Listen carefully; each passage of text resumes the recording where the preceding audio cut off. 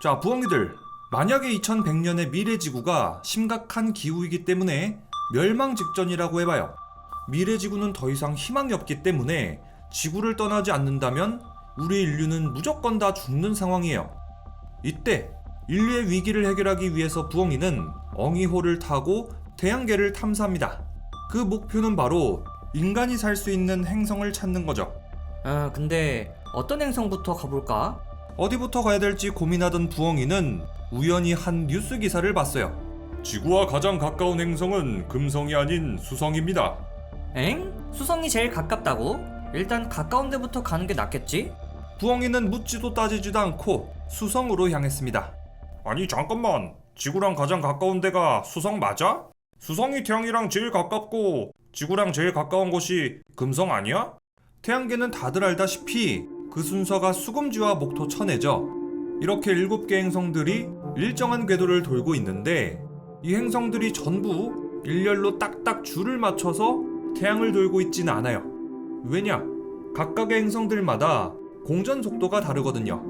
그래서 어떨 때는 분명히 지구하고 가까운 행성인데도 태양 정반대편에 있기 때문에 멀리 있을 수도 있어요. 가령 금성이 태양 반대편에 있고 수성이 지구 쪽에 있다면 수성이 금성보다 지구에서 훨씬 가까운 거죠. 과학자들은 태양계 행성들이 평균적으로 지구에서 얼마나 가까운지를 계산했는데요. 평균적으로 가장 가까운 행성은 다름 아닌 수성이었어요. 평균 거리 1억 5,500만 킬로미터였거든요. 금성은 1억 7천만 킬로미터고요. 지구에서 가장 가까운 행성이라고 알려진 금성이 수성보다 평균 1,500만 킬로미터나 더 멀리 있다는 계산입니다. 참고로 지구와 화성의 평균 거리는 약 2억 5,500만 킬로미터고요. 자, 어쨌든 부엉이는 이미 수성으로 날아가 버렸어요. 수성이 제일 가깝다고 생각하고 수성으로 날아가 버린 부엉이는 과연 옳은 선택을 한 걸까? 그렇지는 않습니다. 수성이 평균적으로 가까이 있다는 뜻이지 수성이 무조건 가장 가까운 행성이라는 뜻은 아니에요. 금성이 지구하고 가장 가까워지는 시점이 있거든요. 만약에 이 시기를 골라서 부엉이가 금성으로 갔다면 연료도 별로 안 들었을 거고요. 시간도 아주 많이 단축했을 거예요. 수성이 지구랑 가장 가까울 때는 약 8천만 킬로미터 거리가 되는데요. 그에 비해서 금성은 지구랑 가장 가까울 때는 약 4,100만 킬로미터가 돼요. 거의 절반 수준이죠. 그냥 부엉이는 수성이 평균적으로 가장 가깝더라 라는 기사만 보고서는 바보같이 그냥 떠나버린 거예요. 부엉이의 실수는 여기서 끝이 아니에요. 수성은 태양계 행성들 중에서 그 탐사 난이도가 가장 높습니다. 왜냐? 수성의 공전 속도가 태양계 행성 중에 가장 빠르거든요. 수성의 공전 속도는 초속 48km, 반면에 지구의 속도는 초속 30km입니다. 자, 이렇게 수성의 공전 속도가 정말 빠르기 때문에 엉이호가 수성에 가려면 이 수성 공전 속도에 맞춰야 되는 거예요. 엉이호는 초속 48km로 이동하고 있는 수성의 공전 속도에 맞춰서 착륙해야 된다. 야, 벌써부터 머리가 지끈지끈하죠? 게다가 수성은 태양하고 가장 가까운 행성이에요. 이 중력이라는 건 태양하고 가까워질수록 그 힘이 커지거든요. 수성이 태양하고 제일 가까우니까 그만큼 태양 중력의 영향을 많이 받겠죠. 그 말은 엉이호 역시도 태양 중력의 영향을 많이 받는다는 거예요. 그만큼 수성 탐사 난이도는 더 높아지는 거고요. 자, 그래서 만약에 엉이호가 수성의 공전 속도를 제대로 맞추지 못한다면 수성에 착륙하는데 실패할 거예요. 최악의 경우에는 태양 중력에 끌려갈 수도 있고요. 수성에 제대로 착륙하는 것부터가 쉽지 않네. 스윙바이를 이용해야겠어. 스윙바이가 뭘까요? 자, 여기 엉이호가 있어요. 엉이호가 A행성에서 B행성으로 가는 동안 일부러 A행성 근처를 지나가는 거예요. 이때 A행성의 중력이 있잖아요. 이 A행성의 중력의 힘으로 끌려 들어갔다가 다시 빠져나오는 거죠. 이렇게 하면 엉이호는 연료를 쓰지 않거든. 속도도 무진장 빨라지고 궤도도 조정할 수 있다구. 이렇게 엉이호는 A행성을 스윙바이한 다음에 B행성으로 가는 겁니다. 사실 스윙바이는 아주 흔하게 쓰이는 항법인데요. 태양을 탐사하러 떠난 파커호도 마찬가지로 스윙바이를 이용했어요. 파커호가 태양을 탐사하러 갈 때 만약에 태양으로 직방으로 가버린다면 태양 중력에 잡아먹히게 되거든요. 가장 빨리 갈 수 있는 대신 연료 소모가 극심하고요. 그래서 파커5는 금성의 중력을 이용해서 속도를 붙인 다음 태양 근처까지 갔다가 다시 빠져나옵니다. 그리고 또다시 금성까지 갔다가 다시 태양으로 갔다가 이거를 계속 반복하는 거죠. 이렇게 여러 번 스윙바이 하면서 파커5의 속도도 무진장 빨라지고요. 궤도도 손쉽게 조정할 수 있게 됩니다. 파커5는 2025년까지 24바퀴를 돌면서 점점 더 태양 가까이 진입할 거고, 최종적으로는 시속 65만 킬로미터의 속도로 태양 근처 600만 킬로미터 내외까지 접근할 거라고 해요. 파커5는 지금까지 인류가 만든 물체 중에 가장 빠른 속도를 기록하게 될 거고요. 태양 가장 가까이 접근한 탐사선으로 기록될 예정이죠. 자, 다시 수성 이야기로 돌아와 보면요. 엉이호가 수성에 편하게 가려면 금성을 스윙바이 해야 돼요. 근데 이게 아주 먼 길을 돌아가야 되고, 원래는 수성까지 직진으로 가버리면 9천만 킬로미터면 가거든요. 거의 집 앞에 편의점 가는 수준인데 이게 90억 킬로미터까지 늘어난 거면 거의 100배는 돌아가는 거예요. 그만큼 시간도 오래 걸리고요. 기회 자체도 자주 오지 않는다고 해요. 게다가 스윙바이 경로를 잘못 계산하면 태양 중력에 끌려갈 수도 있어요. 또 여러 번의 스윙바이 끝에 수성에 착륙하기 이전에는 엉이호의 속도가 너무너무 빠를 거예요. 그만큼 엉이호의 속도를 늦춰야 되는데 그 과정에서 엄청난 양의 연료를 소비하게 되죠. 엉이호가 공짜로 속도도 얻고 궤도도 조정하는 대신 난이도가 높은 거예요.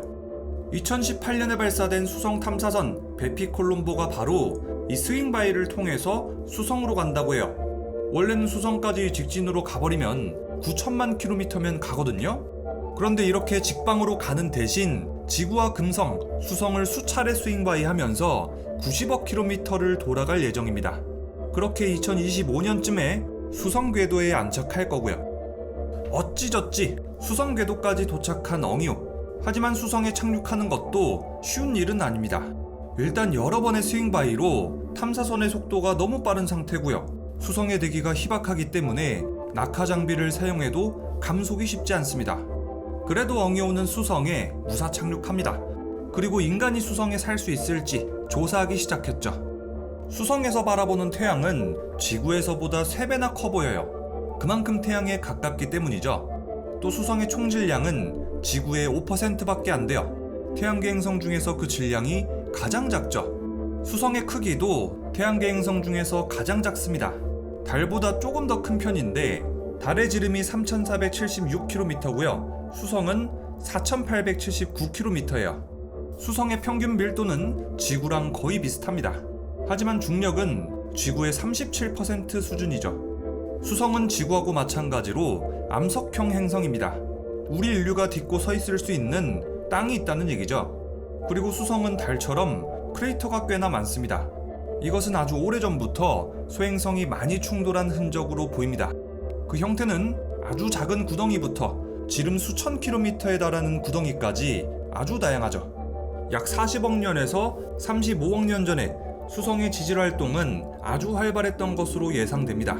이때 분출된 어마어마한 양의 용암은 대평원을 만들어냈는데요. 그 크기는 무려 수성 표면의 6%에 달한다고 해요. 이 정도면 거의 미국 땅의 60%라고 하죠.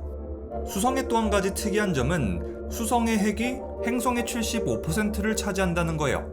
핵의 지름만 3,600km가 되고요. 멘틀이 600km, 그리고 지각이 100에서 200km죠. 수성은 어떻게 이런 구조를 갖게 됐을까? 컴퓨터 시뮬레이션에 따르면 수성이 만들어지던 초기에 아주 거대한 미행성하고 충돌했던 것으로 추정된다고 해요. 이 설에 따르면 이 거대한 충돌 직후에 멘틀을 비롯해서 외부의 가벼운 물질들이 대부분 우주 공간으로 날아갔다고 하죠. 그 다음 중심부에 있던 철 그리고 니켈만이 남아서 핵은 크고 멘틀은 얇고 지각은 아주 얇은 형태가 됐을 거라고 합니다. 그리고 평균 밀도는 크게 증가했고요. 여기 또 다른 설도 있어요. 원시 태양이 내뿜었던 열기 때문에 수성 표면이 증발했다거나 아주 오래전에 젊은 태양의 자기장이 수성의 가벼운 입자들을 끌어들여서 이런 구조를 갖게 됐다는 설도 있죠. 자, 이렇게 지금까지 수성의 대략적인 환경을 살펴봤어요. 이제 제일 중요한 질문이 남았죠. 그래서 인간이 수성에 살 수 있냐 없냐? 일단 수성은 중력이 너무 작죠. 수성의 중력이 너무 작은 탓에 수성은 대기를 잡아내지 못합니다. 또 수성의 높은 표면 온도 때문에 대기를 구성하는 분자들이 날아가 버려서 대기가 거의 없습니다.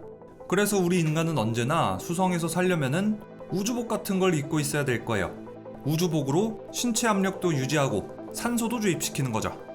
수성의 표면이 달 표면이랑 비슷하게 크레이터가 아주 많은 것도 대기가 없기 때문이에요. 어떤 운석이 지구로 떨어진다고 하면은 그 운석은 지구 표면에 도달하기도 전에 대기와의 마찰 때문에 다 타버리죠.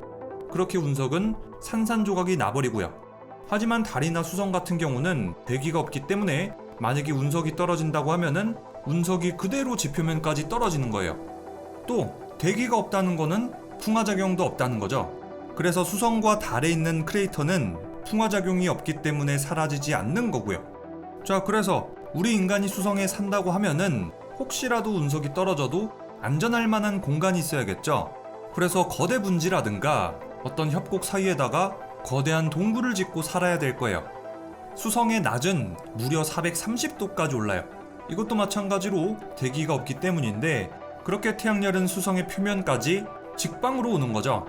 게다가 수성의 밤이 오면 영하 180도까지 떨어져요. 수성의 일교차는 600도가 넘는 거죠.